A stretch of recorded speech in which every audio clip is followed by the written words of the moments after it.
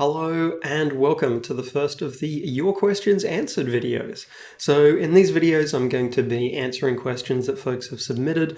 So I've gotten a bunch of those questions there. I'll be paraphrasing them a little bit, but I'll be doing my best to answer those. If you've got questions that you want to ask or submit for any of these, then there'll be a link in the description below. I'll also be putting the link up on the screen at the end of the video as well. So if you've got questions you want to send in, then throw those in. I'll be doing new ones of these every sort of 4 to 6 weeks roughly. But yeah, chuck in those questions. So let's dive on in with our questions. So, to begin with, one of the questions was about whether I'll be making a Discord server. So, this is absolutely something that I've been considering and something that I'm thinking about. It's not going to be something that I do in 2021. It's something that's going to be more of a 2022 thing. And the reason for that is I really want to work out how I want that to operate, because this is something where I want that Discord, I want it to be a really positive and helpful environment. So I want to work out sort of the general style and approach that I want to go for with that, how to actually make it manageable, because I want this to be something where it's a case where people can go and get assistance and help with sort of game dev related things, and a great way of being able to share cool things in progress, stuff like that. So that's sort of my plan there for that. But that is something that is not going to be in sort of the immediate future. It's a bit of a longer term thing, and I've got a bit more time to work out exactly how I want that to work. What code do I enjoy the most was one of the questions. And this is a challenging one, because there is a lot of ones that I enjoy, and I realized kind of after working out my answer to this that while I gave two answers, they kind of actually are both the same. So it tends to be between sort of AI, artificial intelligence code, and sort of code for systems, so systemic behaviors for things in a game. So setting up rules for how things interact in, say, like a puzzle game, things like that. Those are things that I really enjoy. So with AI behaviors, what I love about that is seeing those behaviors run and the interactions that happen. So when I'm designing AI, one of the things I really love doing is try to always put myself in the shoes of, okay, if I was a player, what would I do? And try and think of all the different things players might do, and have it that the AI doesn't necessarily counter that effectively, but the AI reacts and acknowledges it in some way. So I'm a very big believer that good AI acknowledges and reacts to the player's actions, not necessarily reacts in a way that allows them to gain the upper hand, but that they're acknowledging those actions. And so seeing that happen with AI behaviors that I've built is something that's really satisfying. One of my favorite ones that I built that is a rarely seen behavior was on Medieval 2 Total War for the settlement defense. There was a very specific behavior that very rarely would kick in, where, say, a settlement's got walls, it's really well defended, and you bring like the tiny force that has no chance of actually defeating the settlement. Rather than running its normal logic, where it would defend the walls and potentially fall back to progressive inner walls or skirmish in the streets of the city, if you showed up with just a massively inferior force, the AI would just pour out of the city and just chase you across the map. And that was really fun. And then running into people who had encountered that was really great, because it was a case of something they didn't expect the AI to have a specific tailored reaction to it, and the fact that the AI did was really surprising, and surprising in a good and enjoyable way. So I really like doing that with behaviors. But system stuff I also really like, especially when you have systems sort of building on each other and chaining on each other. So there is, a project that I'm working on at the moment that I can't talk about yet that does have a lot of systems and rules. And so there are cases where I'll go to implement something and I end up actually not needing to really do much, because there's a lot of systemic rules in that happening. So I implement a tiny bit, and then the rest of the rules of the world kick in and make the behaviors happen. So that's really satisfying. So I think in general, seeing things where what you get is more than just what you've coded, where you get sort of emergent behaviors and rules and actions there from having just that right mix of complexity in terms of systems interlinking with each other. I think that's probably the kinds of code that I really enjoy writing, because it's very satisfying seeing things like that work, because it's hard to sort of design for those emergent behaviors often. And when they do happen, it's always really cool. So that would be my answer for that. So one of the questions was, and I had to do a little bit of research on this one, which was cool, was about the gore effects in the Resident Evil 2 and 3 remakes. So I haven't played these, but I did look up a bunch of videos and articles that I could find on this.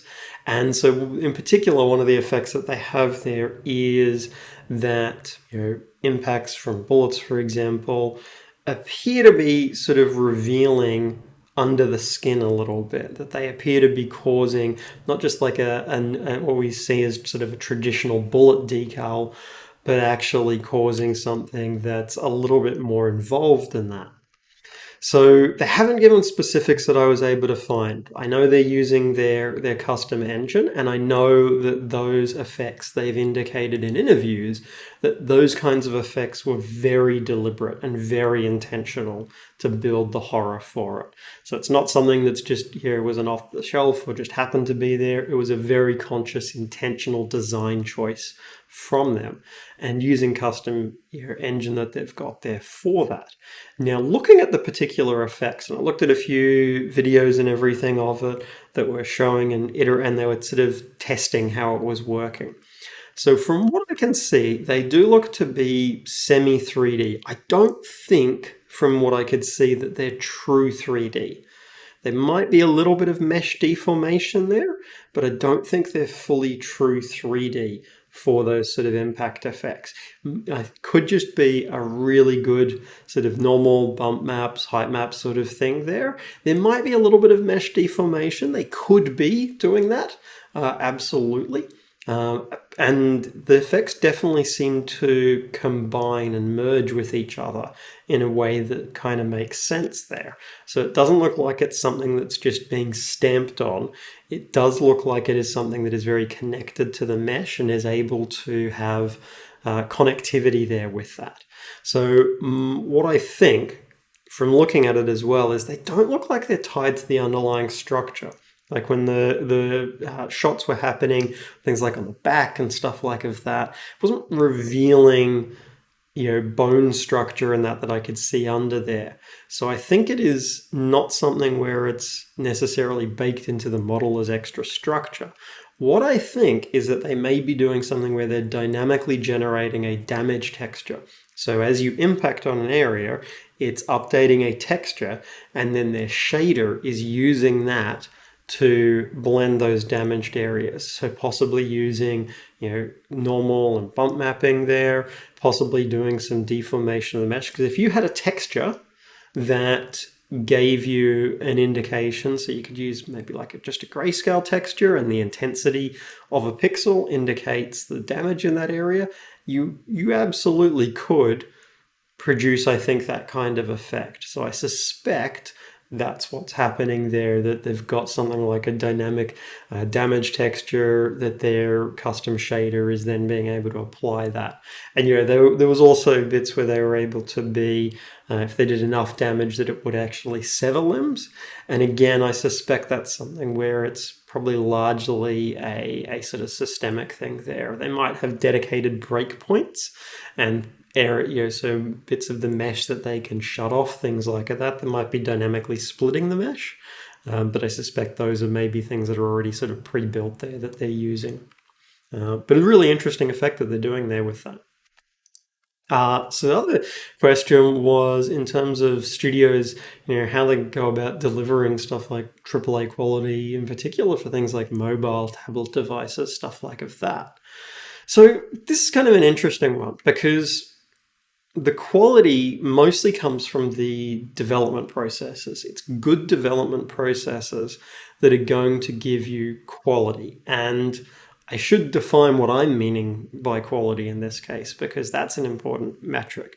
For me, quality means that we're talking about something that, you know, there's general things in terms of it's stable, it runs well, it performs well, but also quality from a design point of view, that the game feels good to play, that the game, onboards players really well, that the game is able to, whatever effect, whatever impact it's trying to have, that it delivers on that, and it delivers on that well, and so that there's depth and quality to that. That's what I'd be sort of meaning there. So the quality really, it's your dev processes that deliver that, less than the budget, because what AAA means is generally about the budget. So when I'm talking about dev processes, I'm meaning planning well. So working out, what stuff needs to be happening before what stuff, working out what things are important, prioritizing the right areas, making sure you're doing things like having testing happen early. So your QA teams, the earlier you can have QA teams involved in a project, the better. QA is one of the best and most important tools to delivering high quality. And one of the things that AAA has access to because of its budget is very large, very, very skilled QA teams. The AAA sort of games that I've worked on, the QA teams we have been just so incredibly fortunate with the folks that we've had. People who were dedicated and specialized in AI, working with the AI programmers and the AI designers, really, really beneficial. So planning well in terms of every aspect of it, really. So what you're prioritizing when you're working on stuff, how you're organizing everything there. Planning well is really important, because planning well is also how you avoid crunch. Crunch happens because of, generally organizational failures. It's not down to individuals. It's down to stuff usually at an organizational level. We're talking senior management here. It's a case of things that have been messed up there, setting unrealistic deadlines, setting unrealistic goals, constantly shifting goals, things like that. So planning well allows us to deliver quality. It allows us to avoid crunch, which also helps with delivering quality, because tired people don't do great work. So planning well is one of the really critical parts. Gathering feedback. This is such an important part for developing, games and getting quality. You need to get feedback, not just internal to the team, but you want to get fresh eyes on it, and fresh eyes from a broad perspective. You want to get a lot of different input on there so that you can, not all feedback you're going to action, but you want to get that feedback and get that effectively and in a useful format so that you can make decisions, so that you can evaluate what you're doing. Because a key part of things is iterating and refining.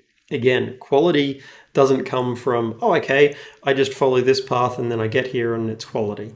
Quality requires iteration, refinement, gathering feedback. That's a really core part of it. That's how you get quality, is by doing that, iterating.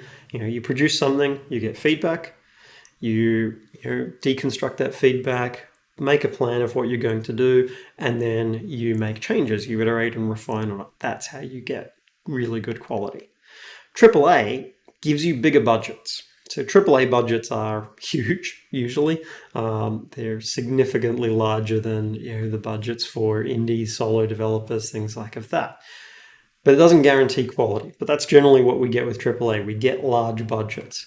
Those large budgets mean we have large teams, 100, 200, sometimes more people. So that larger teams means that we can increase the scale and scope of what can be done. It means we can have a large QA team to be able to really push the stability, the quality, the performance of the game, to be able to be embedded with sections of the folks designing and building particular systems, so that they can build those systems as solidly as possible. So larger team size is a big factor there. They have more resources is the other thing. Money means more resources there. So they have access to hardware and software tools. You see large studios that might have their own mocap facilities. They might have access to software tools that the price of them just is terrifying. But they have access to that. They also, with those larger studios, they often will have more direct access to, your hardware vendors, to your major software vendors. So Nintendo, Sony, Microsoft, etc., your AMD, your Intel, they get more direct access to there and more direct support. So it's not unusual that on a project, you might actually have folks in a AAA sense, folks that are embedded, often just for a time, but that are from those different companies to be able to help deliver things to the level, the maximum level possible on those platforms. So that's the big thing with that. And I said before, that larger team, part of that larger team is you get large QA, you can afford things like voice actors, and in particular, very, very well known, very experienced voice actors. You can do a lot of things that you just can't really do on a small scale budget. But it still doesn't guarantee quality. There's umpteen cases of very large, very expensive games that don't end up delivering on that quality. And plenty of cases of really small studios being able to deliver something that is just knocks it out of the park. So the size of the budget doesn't determine the quality. It does influence it and it can help, but it comes down to that planning, those dev processes. It's the dev processes that make the difference. So those good dev processes, planning, gathering feedback, iterating and refining, those are sort of key things there that are going to deliver that quality. That's really sort of the ways to go about that. And working out the quality that you can afford as well. This is always something where, game jams. So I like doing the Global Game Jam every year. It's a 48-hour one. But, the quality that we're aiming for in that is it's functional. And if we can get to the point of it's being really well playable, that's a good point to hit. But that's, functional is always the key sort of thing there. So your quality goal has to scale with your timeframes, your budgets, your resources. You have to choose where you want to spend those things. And that's something where, again, planning, but always being prepared to revise that plan. Don't lock in a plan at the beginning of a project and then 6, 9 months, even 3 months down the track, be like, nope, I set the plan, I'm not changing it. Always be prepared to refine and change the plan. That's how you actually deliver, again, a better project, is by adapting and changing based upon the situation. That's sort of the key there. And the final question I got, which I don't entirely believe, was how I look 25 after 30 years of programming. I have been programming for almost 30 years. It will be 30 years and about a year from now that I have been programming. I've been programming since I was 12. And I don't think I look 25, but if I'm managing to look like that, that is down to generous lighting and editing, pretty much, is the main way that is achieved. So thanks, folks, for all of your questions. Awesome to be able to be getting to answer folks' questions. I said I want to be doing these sorts of ones every 4 to 6 weeks, so I'd love to have more questions from folks. So if you've got more questions, please do submit them. The form, the link, you can see it on the screen here, and the link is also in the description below. Would love to have more questions there, and whether those are about sort of specific programming areas, whether it's about game development, game design, or games that I've made or worked on, whatever your sort of question is there, please do throw those in. Always keen to be hearing more questions from folks and being able to help out and answer those questions. But until next time, bye.